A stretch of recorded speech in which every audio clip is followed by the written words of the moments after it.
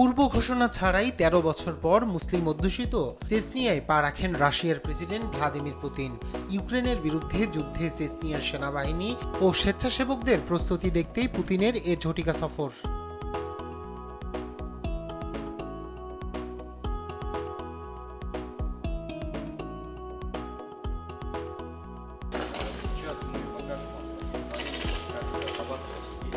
সফরকালে রুশ president Chechen প্রজাতন্ত্রের রাজধানী গ্রোজনির একটি মসজিদে প্রবেশ করেন।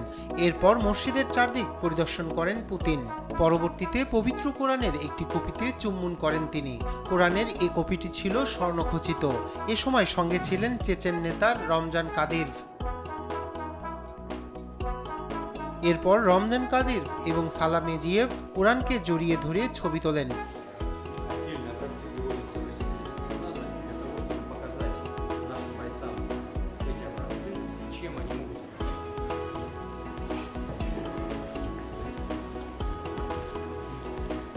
Одно дело здесь в тире стрелять, а другое дело подвергать свою жизнь и здоровье опасности. মুফতি সালাম মেজিয়েভ হলেন মুসলিম অধ্যুষিত চেচনিয়ার সর্বোচ্চ ধর্মীয় নেতা এবং চেচেন প্রজাতন্ত্রের মুসলিমদের আধ্যাত্মিক প্রশাসনের চেয়ারপারসন।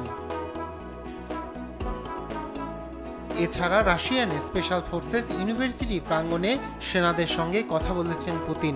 И мужество принять такое решение. Знаете, это еще в завершении короткой встречи сказал, мы вами гордимся. Спасибо. যতদিন পর্যন্ত আমাদের কাছে আপনাদের মতো মানুষ আছে, আমরা অবশ্যই অজেয়। আমাদের জয় কেউ রুখতে পারবে না। শুটিং রেঞ্জে গুলি করা এক জিনিস, আর নিজের জীবন ও স্বাস্থ্যকে ঝুঁকিতে ফেলা আরেক জিনিস।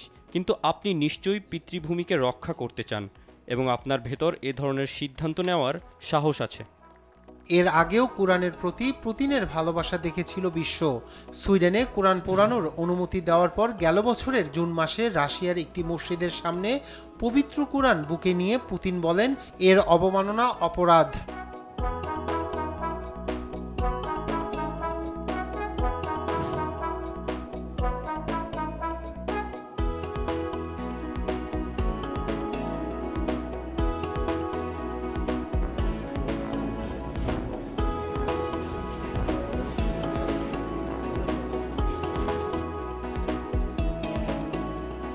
রায়হান কবির শুভ্র, নিউজ ডেস্ক, দেশ টিভি।